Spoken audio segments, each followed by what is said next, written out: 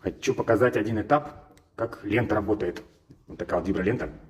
Она клеится на профиля для перегородок. У нас здесь очень много перегородок, поэтому делаем все с гипроком. Очень много поворотов. Вот такая вот лента.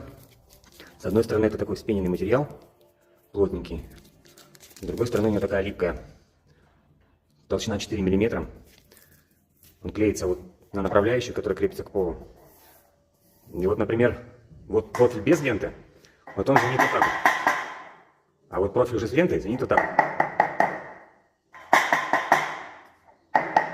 То есть чувствуете, какая разница? Это всего лишь одна лента, сколько шума убирает.